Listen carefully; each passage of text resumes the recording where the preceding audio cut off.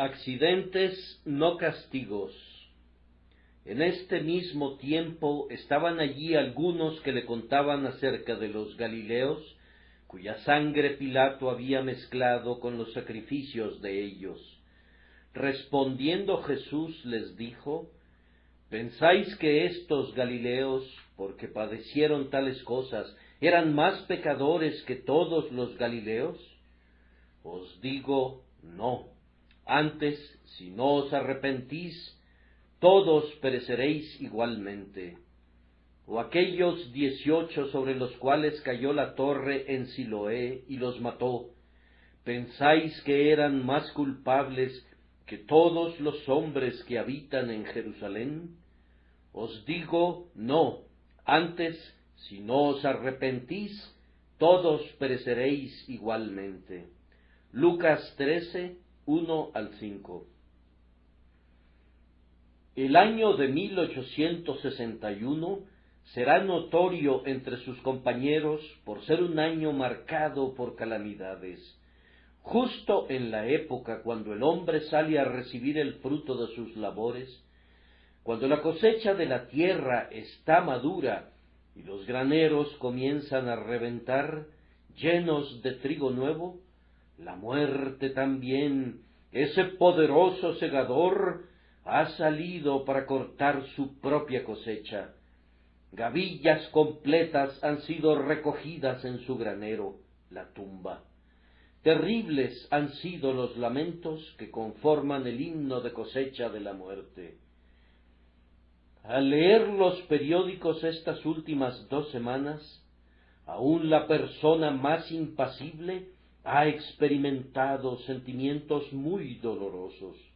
No solamente han ocurrido catástrofes tan alarmantes que se hiela la sangre al recordarlas, sino que también las columnas de los periódicos han sido dedicadas a ciertas calamidades de un menor grado de horror, pero que sumadas todas son suficientes para llenar de terror la mente por la cantidad tremenda de muertes inesperadas que recientemente han correspondido a los hijos de los hombres. No solamente hemos tenido un accidente cada día de la semana, sino hasta 2 y 3.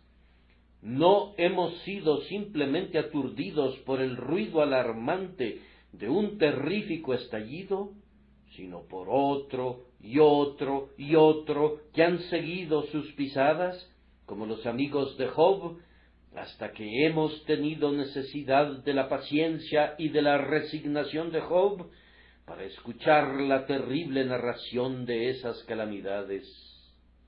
Ahora, hombres y hermanos, cosas como estas han ocurrido siempre en todas las épocas del mundo. No piensen que esto es algo nuevo. No consideren, como hacen algunos, que esto es el producto de una civilización excesiva o el resultado de ese descubrimiento moderno tan maravilloso como es el vapor. Si nunca se hubiera conocido la máquina de vapor y si nunca se hubiera construido un ferrocarril, de todas maneras habrían habido muertes inesperadas y accidentes terribles. Al revisar los viejos archivos en los que nuestros antepasados han registrado los accidentes y las calamidades, encontramos que la antigua diligencia ofreció a la muerte un botín tan gravoso como lo hace el tren que rueda velozmente. Habían entonces tantas puertas para el Hades como las hay ahora, caminos tan empinados y escarpados que conducían a la muerte, que eran transitados por una muchedumbre tan vasta como en nuestra época. ¿Acaso dudan de eso? Les pido que vayamos al capítulo 13 de Lucas. Recuerden a esos 18 sobre los cuales cayó la torre en Siloé. ¿Qué tal si ninguna colisión los hubiera aplastado? ¿Qué tal si no hubieran sido destruidos por el ingobernable caballo de hierro que los arrastró al agua desde un terraplén? Sin embargo, alguna torre mal construida o alguna pared golpeada por la tempestad pudiera haber caído sobre 18 a la vez y habrían perecido. O peor que eso, un gobernante despótico, llevando las vidas de los hombres colgadas de su cinturón como si fueran las llaves de su palacio, pudiera haber caído súbitamente sobre los que estaban adorando en el propio templo, y pudiera haber mezclado su sangre con la sangre de los becerros que en ese momento estaban siendo sacrificados al Dios del cielo. No piensen, entonces, que esta es una época en la que Dios está tratando más duramente con nosotros que antes. No piensen que la providencia de Dios se ha vuelto más dura que antes. Siempre ha habido muertes inesperadas y siempre las habrá. Siempre ha habido estaciones en las que los lobos de la muerte han cazado en manadas hambrientas y probablemente hasta el fin de esta dispensación el último enemigo tendrá sus festivales periódicos y colmará a los gusanos con carne humana. Por tanto, no estén abatidos por las muertes inesperadas, ni tampoco estén turbados por estas calamidades. Continúen con sus actividades normales, y si sus llamados los llevan a cruzar el campo de la propia muerte, háganlo, y háganlo valerosamente. Dios no ha soltado las riendas del mundo, no ha quitado su mano del timón del gran barco todavía. Él en todas partes tiene imperio, y todas las cosas sirven a su poderío. Cada acto suyo es pura bendición, su camino es luz sin mancha. Sólo aprendan a confiar en Él, y no tendrán ningún temor a la muerte inesperada. Gozará Él de bienestar, y su descendencia heredará la tierra. El tema particular de esta mañana, sin embargo, es este: el uso que debemos encontrar para estos terribles textos que Dios está escribiendo con letras mayúsculas en la historia del mundo. Dios ha hablado una vez, sí, 2 veces, que no se diga que el hombre no prestó atención. Hemos visto un vislumbre del poder de Dios, hemos contemplado algo de la rapidez con que Él puede destruir a nuestros conciudadanos. Prestad atención al castigo y a quien lo establece, y al prestar atención hagamos 2 cosas. Primero, no seamos tan insensatos como para sacar la conclusión a la que llegan las personas supersticiosas e ignorantes, esa conclusión que está sugerida en el texto, es decir, que quienes son destruidos por medio de accidentes son pecadores que están por encima de todos los pecadores que habitan en el lugar.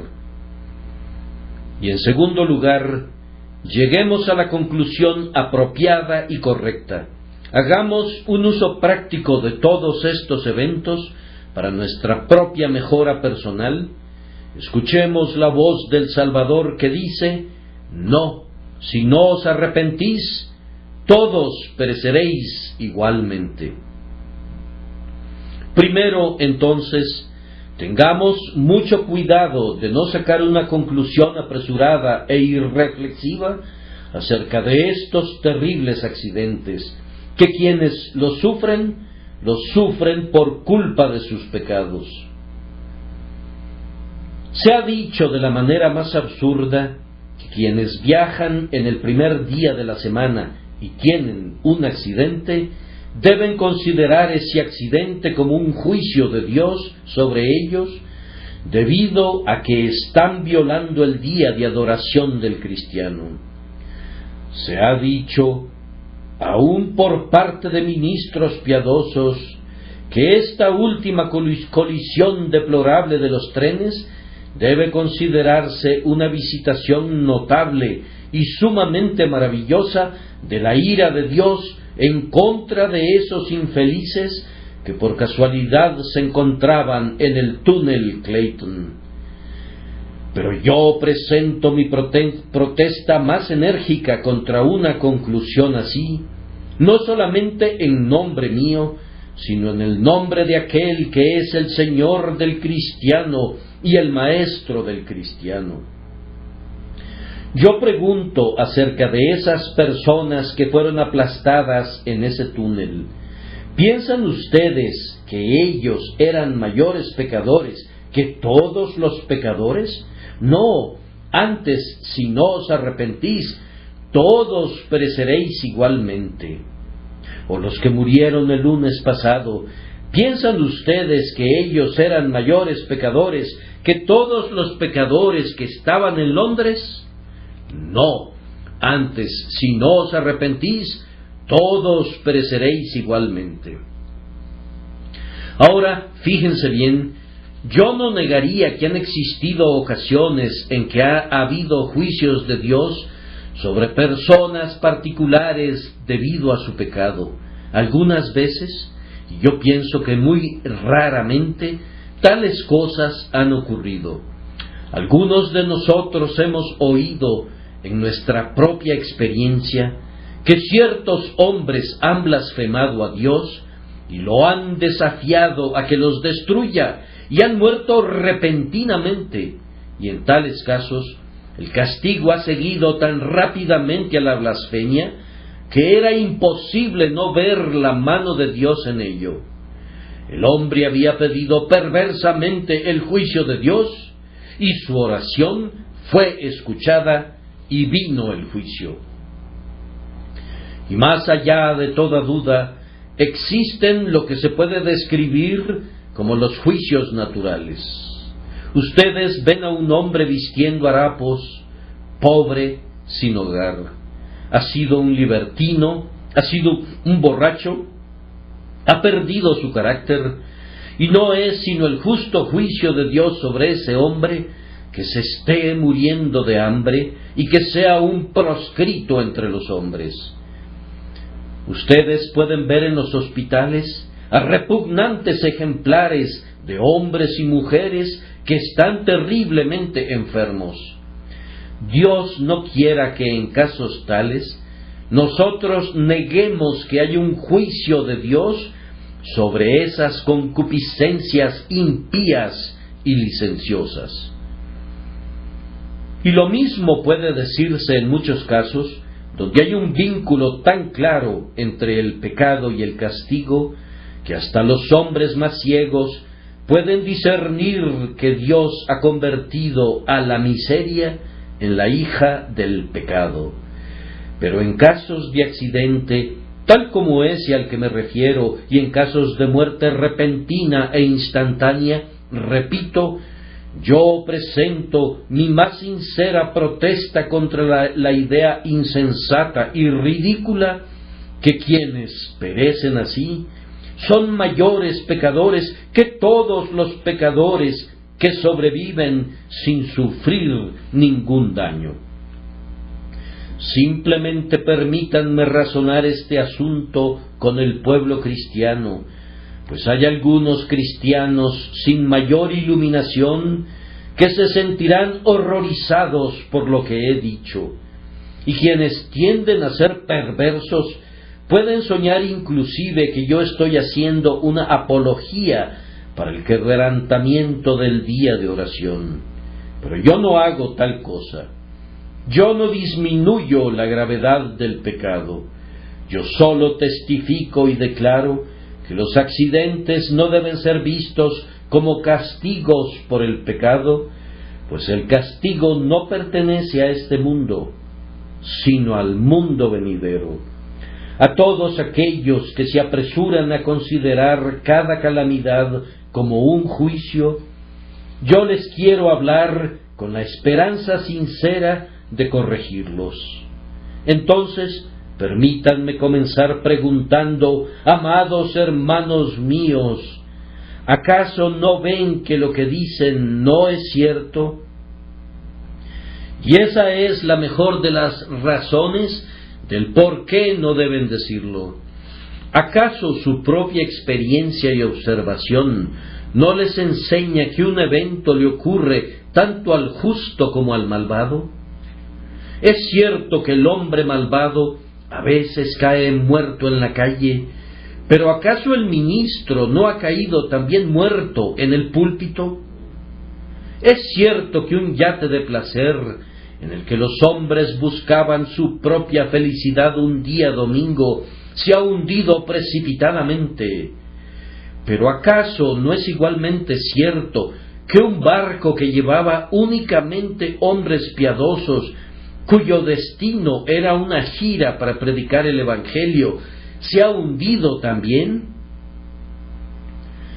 La providencia visible de Dios no tiene respeto a las personas, y una tormenta se puede abatir sobre el barco misionero John Williams de la misma manera que se puede abatir sobre otro yate lleno de pecadores desenfrenados.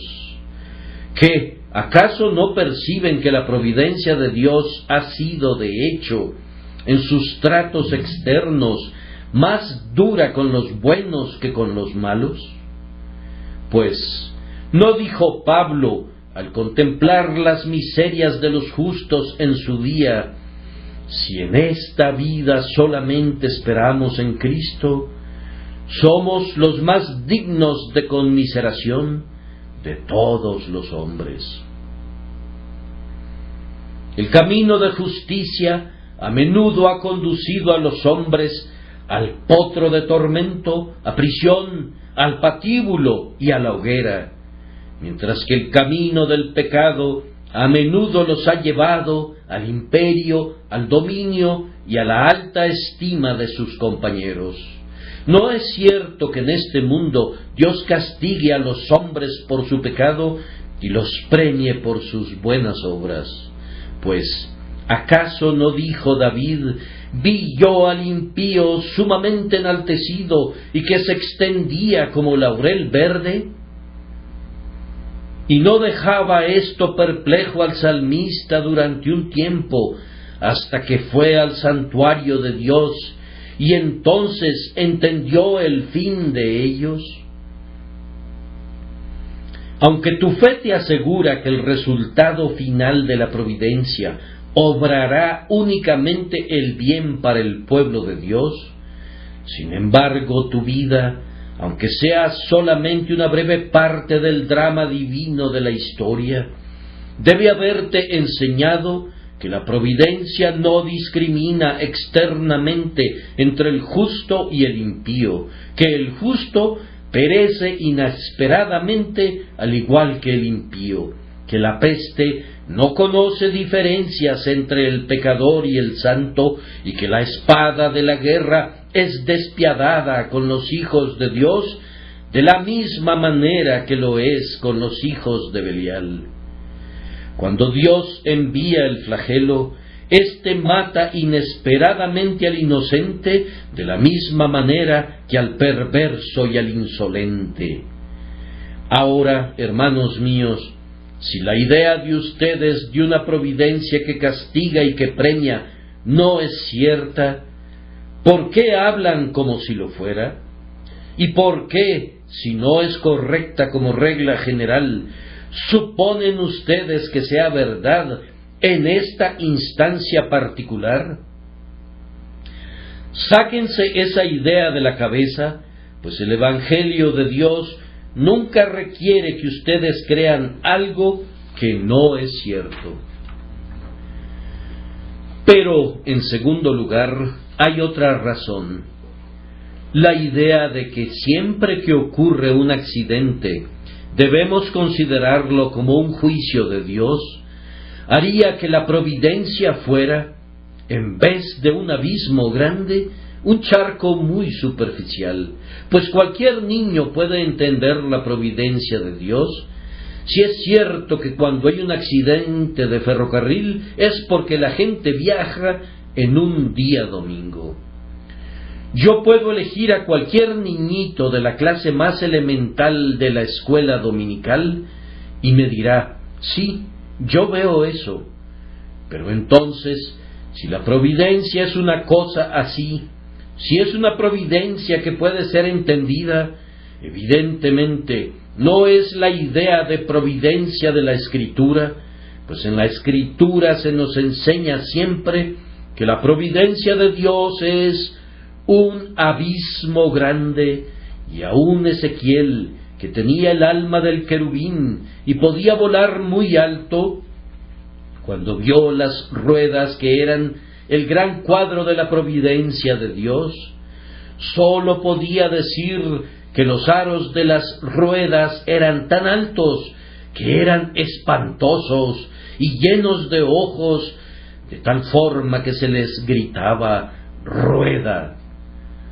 Lo repito para que quede muy claro, si en todos los casos una calamidad fuera el resultado de algún pecado, entonces la providencia sería algo tan simple como que 2 más 2 son 4.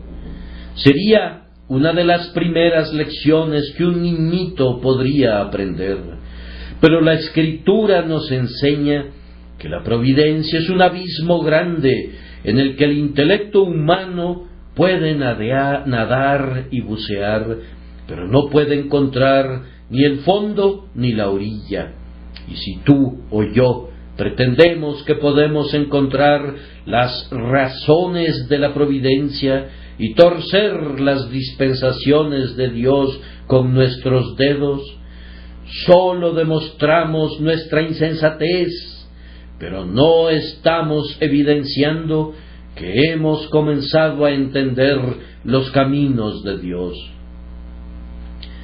Pues miren, señores, supongan por un momento que se está llevando a cabo una grandiosa representación de una obra teatral y que ustedes se entrometen en la obra y ven a un actor en el escenario por un instante y dicen, sí, yo entiendo la obra.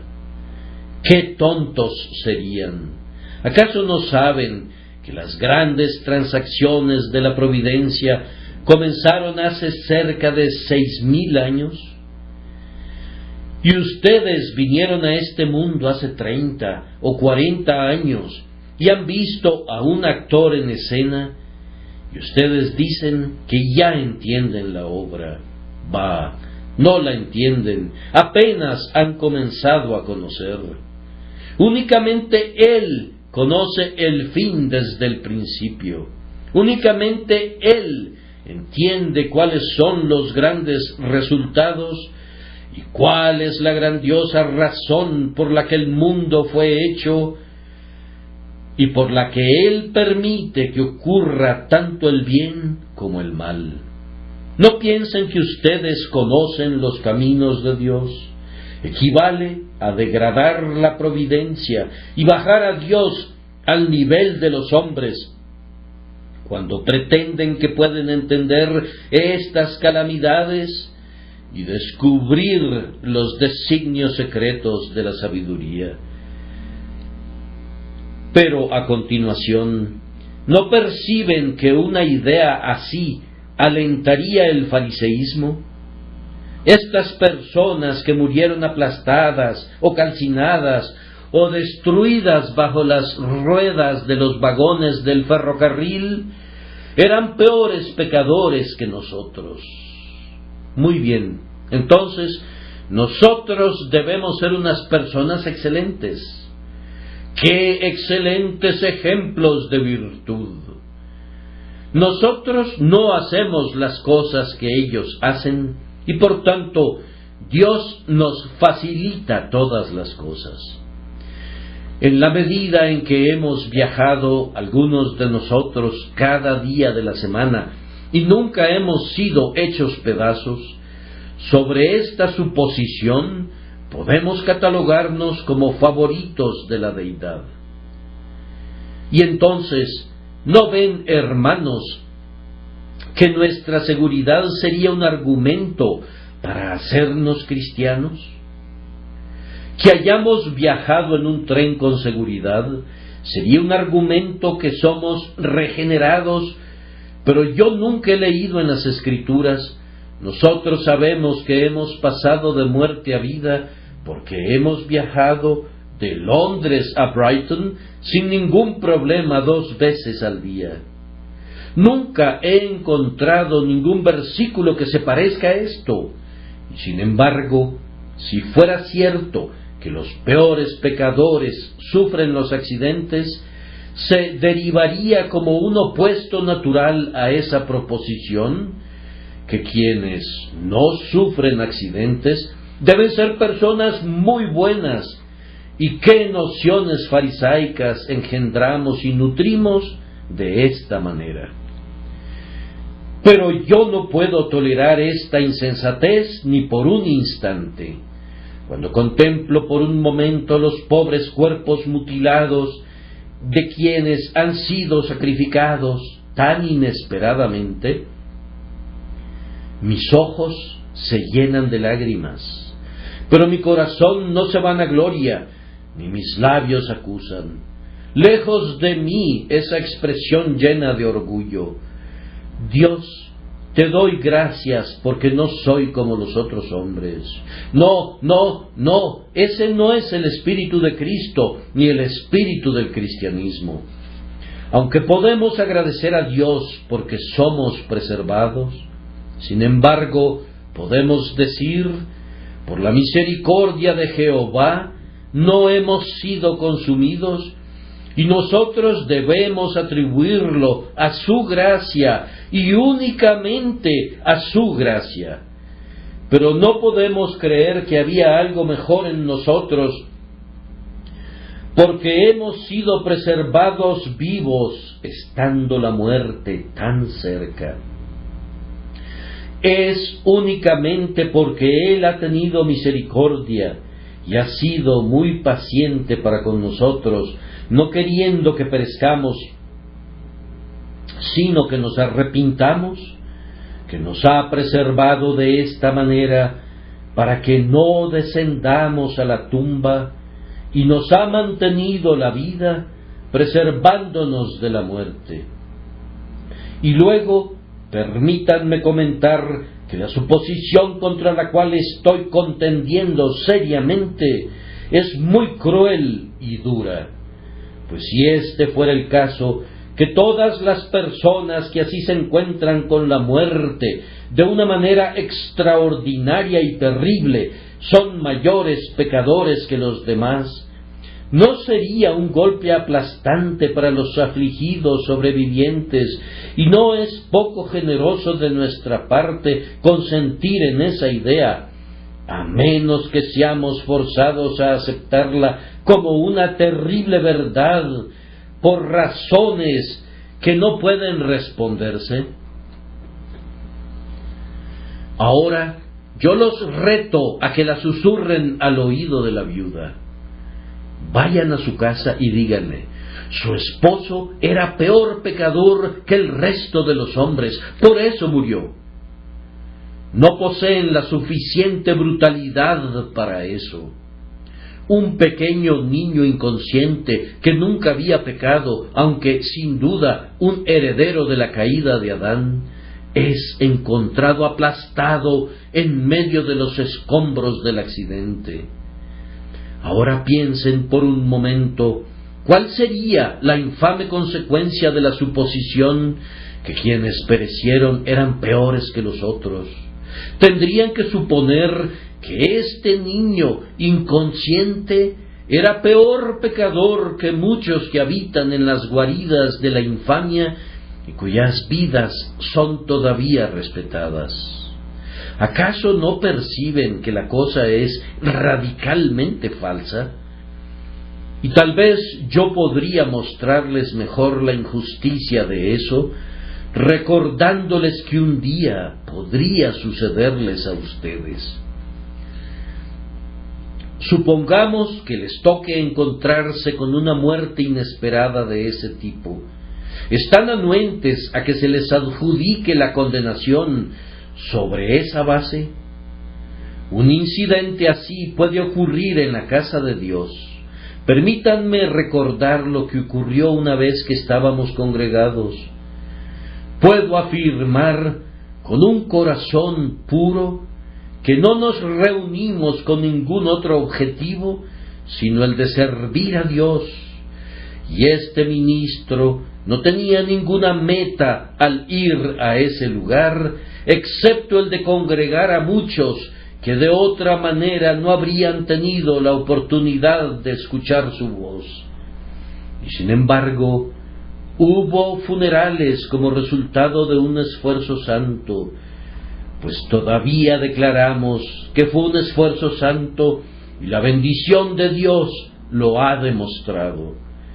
Hubo muertes y muertes entre el pueblo de Dios. Estaba a punto de decir que estoy contento que fue en el pueblo de Dios más que en los otros. Un terror tremendo se apoderó de la congregación y la gente huyó.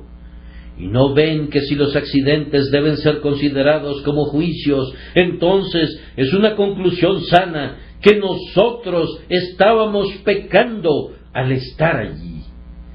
Esa es una insinuación que nuestras conciencias repudian categóricamente.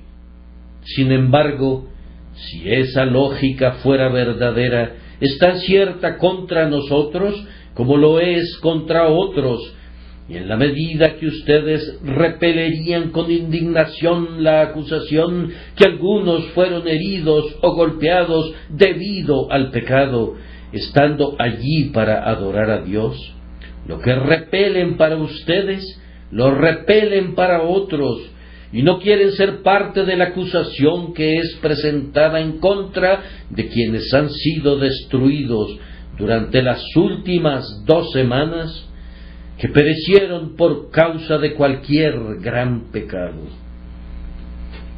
Aquí anticipo el clamor de personas prudentes y celosas que tiemblan por el arca de Dios y la quieren tocar con la mano de Usa. Bien, dirá alguno, pero nosotros no debemos hablar así, pues es una superstición muy útil, pues habrán muchas personas que ya no viajarán los domingos debido al accidente, y por lo tanto debemos decirles que quienes perecieron debido a que viajaron en domingo. Hermanos, yo no diría una mentira para salvar un alma, y esto sería decir mentiras, pues no es verdad. Yo haría cualquier cosa para parar el trabajo de los domingos y el pecado, pero no fraguaría una falsedad aún para lograr eso. Esas personas podrían haber fallecido un lunes, al igual que un domingo. Dios no da una inmunidad especial algún día de la semana, y los accidentes pueden ocurrir en cualquier momento, y es solamente un fraude piadoso cuando buscamos jugar así con la superstición de los hombres por la causa de Cristo. El sacerdote de la Iglesia Católica puede consistentemente usar un argumento así, pero un cristiano honesto que cree que la religión de Cristo puede cuidarse a sí misma sin necesidad de decir falsedades, desdeña hacer eso. Estos hombres no perecieron porque viajaron un día domingo. Que sirva de testigo el hecho que otros perecieron un día lunes cuando andaban en misión de misericordia. Yo no sé por qué razón o por qué motivo Dios envió el accidente. Dios no quiera que nosotros ofrezcamos nuestra propia razón cuando Dios no nos ha dado su razón, pero no nos es permitido convertir la superstición de los hombres en un instrumento para hacer avanzar la gloria de Dios. Ustedes saben que entre los protestantes existen muchos fanatismos papales. Conozco a personas que aprueban el bautismo infantil argumentando, bien, no hace ningún daño, y hay muy buenas intenciones en él, y puede hacer mucho bien, y aun la confirmación puede resultar de bendición para algunas personas, y por lo tanto no hablemos en contra de eso. A mí no me concierne si este tema hace daño o no. Todo lo que me importa es si es correcto, si es escritural, si es verdadero, y si la verdad perjudica, que es una suposición que no podemos aceptar de ninguna manera, ese perjuicio no estará a nuestra puerta. No tenemos otro deber que decir la verdad, aunque los cielos se caigan. Lo repito otra vez, que cualquier avance del Evangelio que se deba a la superstición de los hombres es un avance falso, y muy pronto se volverá en contra de las personas que usan esa arma no consagrada. Nosotros tenemos una religión que apela al juicio del hombre y al sentido común, y cuando no podemos avanzar con eso, yo no acepto que debamos proseguir utilizando otros métodos. Y hermanos, si hay alguna persona que quiere endurecer su corazón y decir, pues bien, yo estoy tan seguro en un día como en cualquier otro, lo que es muy cierto, yo debo responderle, el pecado de que hagas tal uso como el que haces de una verdad, debe yacer a tu puerta, no a la mía. Pero si yo pudiera evitar que violes el día de descanso del cristiano, poniéndote enfrente una hipótesis supersticiosa, no lo haría, pues me parece que aunque te logre mantener alejado de ese pecado por un poco tiempo, muy pronto te volverías demasiado inteligente para ser engañado por mí, y luego me llegarías a considerar como un sacerdote que ha jugado con tus temores en lugar de apelar a tu juicio. Oh, ya es tiempo que sepamos que nuestro cristianismo no es una cosa débil y temblorosa que apela a los pequeños temores supersticiosos de mentes ignorantes y tenebrosas. Es algo valiente, que ama la luz y que no necesita de fraudes santificados para su defensa. Sí, crítico, enfoca tu linterna hacia nosotros y que brille en nuestros propios ojos. Nosotros no tenemos miedo. La verdad es poderosa y puede prevalecer, y si no puede prevalecer a la luz del día, no tenemos ningún deseo que el sol se ponga para darle una oportunidad. Yo creo que ha brotado mucha infidelidad del muy natural deseo de algunos cristianos de aprovecharse de errores comunes. Oh, han dicho, este error popular es muy bueno, mantiene a la gente en la posición correcta, vamos a perpetuar este error, pues evidentemente hace mucho bien. Y luego, cuando el error ha sido descubierto, los infieles han dicho, oh, ahora vean que estos cristianos han sido descubiertos en sus estratagemas. No tengamos ningún truco, hermanos.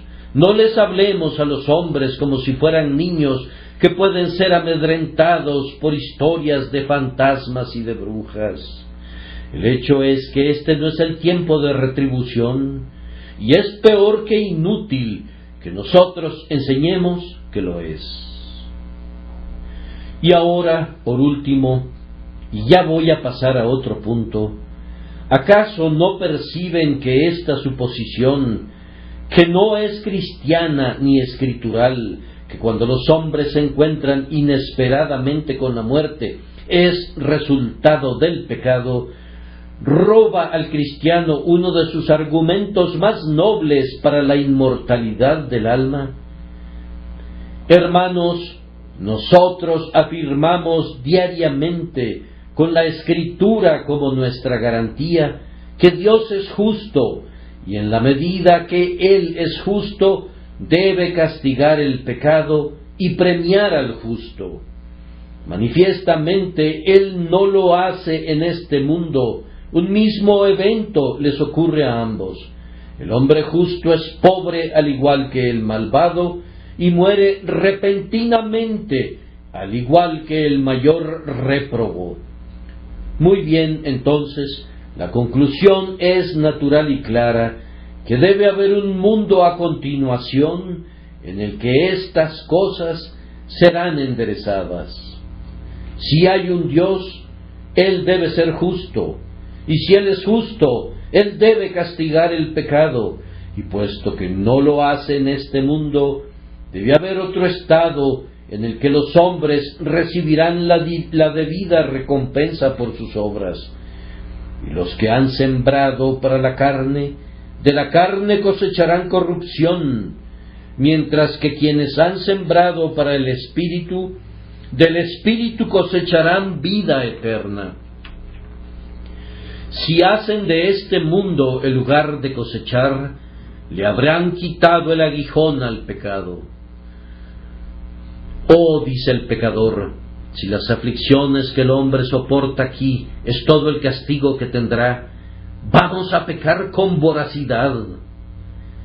Tú respóndeles, no, este no es el mundo de castigo, sino el mundo de prueba.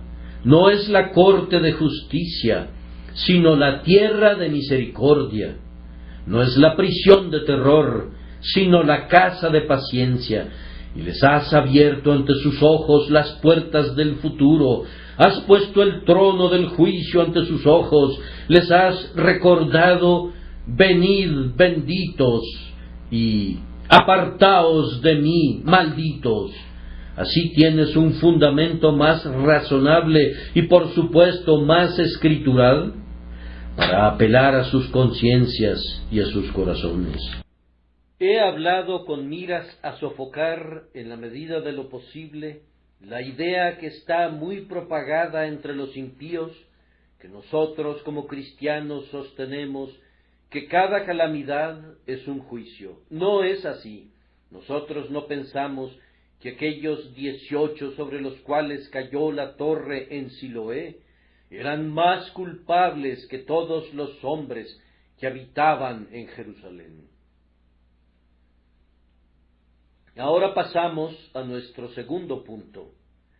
¿Qué uso entonces debemos hacer de esta voz de Dios que es oída en medio de los gritos agudos y los gemidos de los moribundos? Dos usos. Primero, preguntas. Y segundo, una advertencia. La primera pregunta que debemos hacernos es la siguiente: ¿por qué no puede sucederme a mí que muy pronto e inesperadamente sea yo cortado? ¿Acaso tengo un contrato de arrendamiento de mi vida? ¿Tengo algún amparo especial que me garantice que no atravesaré inesperadamente los portales de la tumba? ¿He recibido un título de privilegio de longevidad? ¿He sido cubierto con una armadura tal que soy invulnerable a las flechas de la muerte? ¿Por qué no voy a morir? Y la siguiente pregunta que debe sugerir es esta: ¿acaso no soy un gran pecador como esos que murieron? ¿No hay en mí, sí, en mí, pecados contra el Señor mi Dios? Si en pecados visibles otros me han superado, ¿acaso no son malvados los pensamientos de mi corazón? ¿Acaso la misma ley que los maldice a ellos no me maldice a mí? ¿No he continuado en todas las cosas que están escritas en el libro de la ley para que se cumplan? Es tan imposible que yo sea salvo por mis obras como que ellos lo sean. ¿No estoy yo bajo la ley por naturaleza como ellos lo están, y por lo mismo no estoy yo bajo maldición como ellos lo están? Esa pregunta debe hacerse. En vez de pensar en sus pecados, lo cual me volvería orgulloso, debo pensar en mis propios pecados, lo que me volverá humilde. En lugar de especular en su culpa, que es asunto que no me incumbe, debo volver mis ojos hacia mi interior y considerar mi propia transgresión, por la cual debo responder personalmente ante el Dios Altísimo. Luego la siguiente pregunta es: ¿me he arrepentido de mi pecado? Yo no necesito estar investigando si ellos se han arrepentido o no. ¿Me he arrepentido yo? Puesto que yo estoy expuesto a la misma calamidad, ¿estoy preparado para enfrentarla? ¿He sentido, por medio del poder de convencimiento del Espíritu Santo, la negrura y la depravación de mi corazón? ¿He sido guiado a confesar ante Dios que yo merezco su ira y que su desagrado, si se posa en mí, será mi justo pago? ¿Odio el pecado? ¿He aprendido a aborrecerlo? ¿Me he apartado del pecado por medio del Espíritu Santo como de un veneno mortal y busco ahora honrar a Cristo mi Señor? ¿He sido lavado en su sangre? ¿Reflejo su semejanza? ¿Muestro su carácter? ¿Busco vivir para su alabanza? Pues si no es así, estoy en tan grave peligro como ellos lo estaban, y puedo ser cortado tan repentinamente. Y luego, ¿dónde estoy? Yo no voy a preguntar ¿dónde están ellos? Y luego, de nuevo, en vez de estar atisbando en el futuro destino de estos infelices hombres y mujeres, cuánto mejor sería preguntarnos acerca de nuestro destino y de nuestra propia situación. ¿Qué soy yo? Alma mía, despierta y haz un análisis imparcial. ¿Estoy preparado para morir? Si se abrieran ahora las puertas del infierno, ¿entraría yo allí?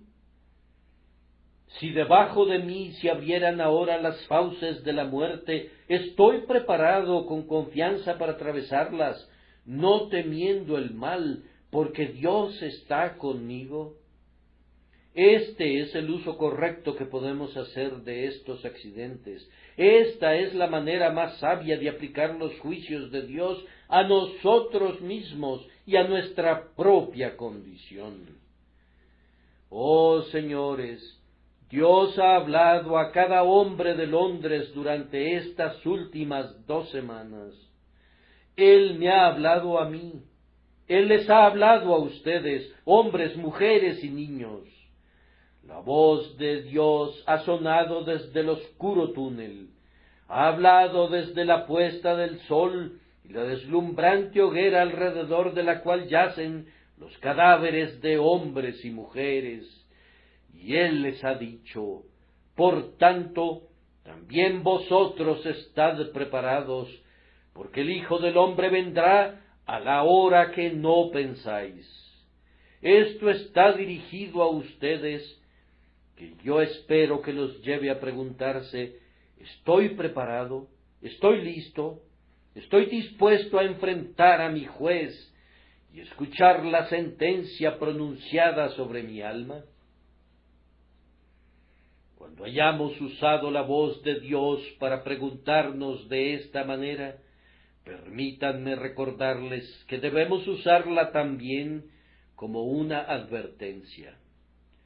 Todos pereceréis igualmente. No, dirá alguien, no igualmente. No todos seremos aplastados. Muchos de nosotros moriremos en nuestras camas. No todos moriremos quemados. Muchos de nosotros cerraremos tranquilamente nuestros ojos. Ay, pero el texto dice: todos pereceréis igualmente. Y déjenme recordarles que algunos de ustedes pueden perecer de una manera idéntica. No tienen ninguna razón para creer que ustedes no pueden ser cortados inesperadamente mientras caminan por las calles. Pueden caerse muertos mientras comen. ¿Cuántos no han perecido con el báculo de vida en sus manos? Estarán en su cama, y su cama súbitamente se convertirá en su tumba. Ustedes podrán ser fuertes, sanos, robustos, y ya sea por un accidente o porque se detiene la circulación de su sangre, serán llevados rápidamente ante su Dios. Oh, que la muerte inesperada sea para ustedes gloria súbita. Pero nos puede ocurrir a alguno de nosotros que de la misma manera inesperada en que otros han muerto, moriremos así. Hace solo poco tiempo, en Estados Unidos, un hermano, mientras predicaba la palabra, entregó su cuerpo y su cargo simultáneamente. Ustedes recuerdan la muerte del doctor Beaumont, quien, mientras proclamaba el Evangelio de Cristo, cerró sus ojos al mundo. Y yo recuerdo la muerte de un ministro en este país que acababa de pronunciar este verso: Padre, yo anhelo, yo ansío ver el lugar de tu habitación. Yo quiero dejar tus atrios terrenales y huir hasta tu casa, mi Dios. Entonces le agradó a Dios concederle el deseo de su corazón y apareció ante el rey en su belleza. ¿Acaso no puede una muerte imprevista como esa sucederle a ustedes y a mí? Pero es muy cierto que venga la muerte de la manera que venga, hay unos cuantos aspectos en la que vendrá a nosotros justo de la misma manera como les ha venido a quienes sufrieron esos accidentes. En primer lugar, vendrá con toda seguridad. Ellos no hubieran podido escapar del perseguidor, no importa cuán rápido viajaran. Ellos no hubieran podido escapar de la saeta, no importa a qué lugar hubieran ido, escondiéndose de casa en casa, cuando su tiempo les llegó. Y nosotros pereceremos así, con la misma seguridad, tan ciertamente como la muerte ha puesto su sello sobre los cadáveres que ahora están cubiertos de tierra, con la misma certeza pondrá su sello sobre nosotros, a menos que el Señor venga antes, pues está establecido para los hombres que mueran una sola vez, y después de esto el juicio. No hay exoneración en este camino, no hay escape por ningún atajo para ningún individuo, no hay ningún puente sobre este río, no hay ningún transbordador en el que podamos atravesar este Jordán sin mojarnos los pies. A tus gélidas profundidades, oh río, cada uno de nosotros debe descender. En tu fría corriente nuestra sangre debe congelarse, y debajo de tus olas espumosas debe hundirse nuestra cabeza. Nosotros también debemos morir con certeza. Trillado, dices tú, y lleno de lugares comunes. La muerte es un lugar común, pero sólo nos ocurre una vez. Que Dios nos conceda que esa única vez que moriremos pueda estar perpetuamente en nuestras mentes hasta que muramos diariamente y no nos resulte un trabajo difícil morir al final. Bien, entonces, como la muerte les llega a ellos y a nosotros con certeza, así vendrá tanto a ellos como a nosotros, poderosa e irresistiblemente. Cuando la muerte los sorprendió, ¿qué ayuda tuvieron entonces? Una casita de cartón de un niño no hubiera podido ser aplastada más fácilmente que estos pesados vagones. ¿Qué podían hacer para ayudarse unos a otros? Ellos iban sentados unos junto a otros, platicando, cuando se escuchó un grito, y antes de que se hubiera gritado una segunda vez, Ellos fueron aplastados y destrozados. El esposo trata de rescatar de los escombros a su esposa, pero pesadas planchas de madera han cubierto su cuerpo. Al fin, sólo puede encontrar su pobre cabeza, y ella está muerta. Y él se sienta junto a ella, embargado por la tristeza, y pone su mano en su rostro hasta que se torna frío como una piedra. Y aunque ha visto a uno y a otro que han sido rescatados con los huesos rotos de en medio de la masa de escombros, él tiene que dejar el cuerpo de su esposa allí. Ay, sus hijos han quedado sin madre y él ha perdido a la compañera de su corazón. Ellos no pudieron resistir. Ellos hubieran podido hacer lo que quisieran, pero tan pronto llegó el momento, siguieron adelante y el resultado fue la muerte o huesos rotos. Lo mismo sucederá con ustedes y conmigo. Pueden sobornar al médico con los honorarios más altos, pero él no podría poner sangre fresca en sus venas. Pueden pagarle grandes cantidades de oro, pero él no podría lograr que el pulso diera otro latido. Muerte, irresistible conquistadora de hombres, no hay nadie que pueda prevalecer contra ti. Tu palabra es ley, tu voluntad es destino. Así vendrá a nosotros como les llegó a ellos. Vendrá con poder y ninguno de nosotros podrá resistirla.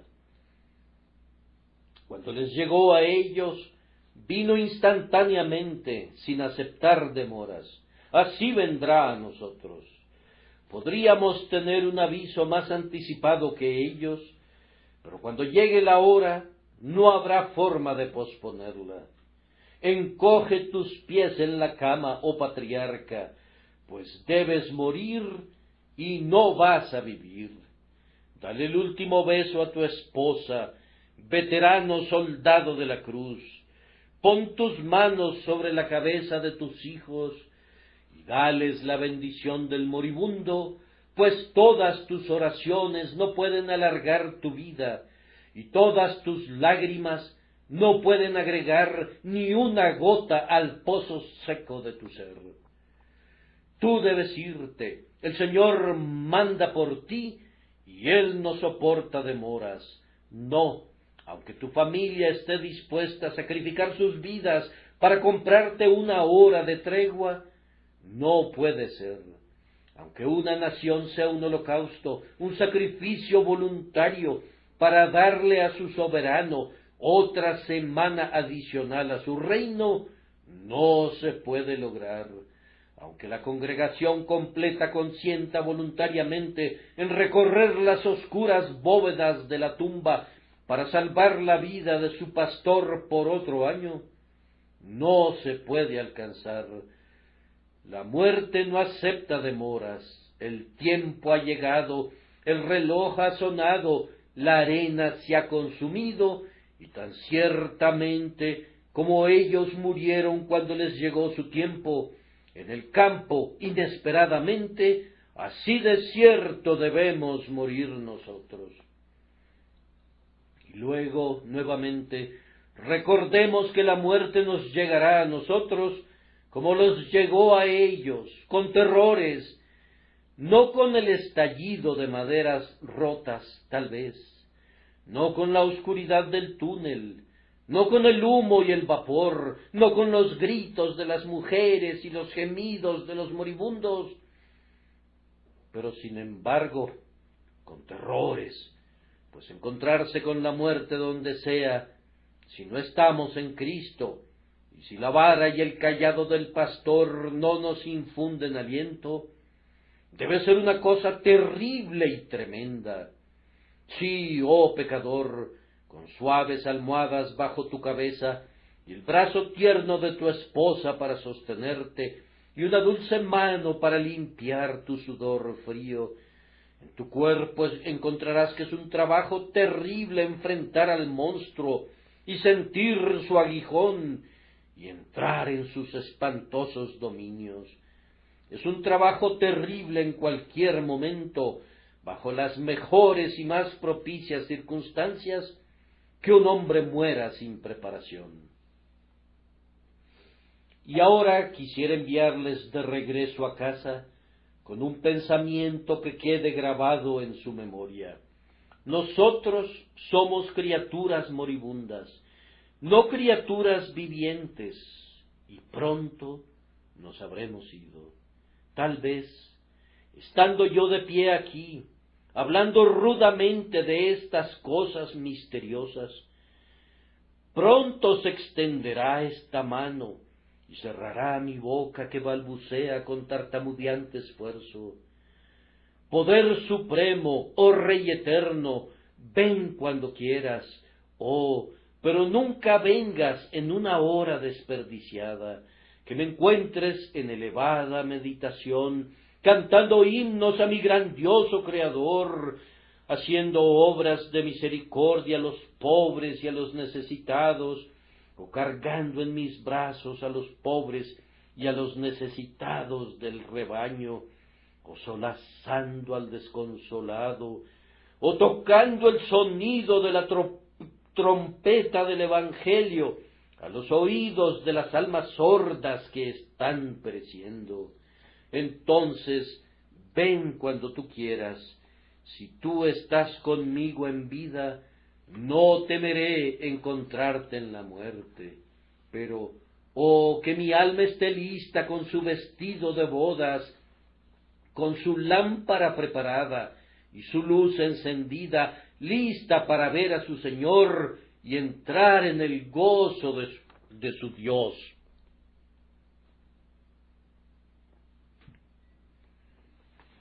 Almas, ustedes conocen el camino de salvación, lo han escuchado a menudo, pero óiganlo de nuevo. El que cree en el Señor Jesús tiene vida eterna. El que creyere y fuere bautizado será salvo, mas el que no creyere será condenado.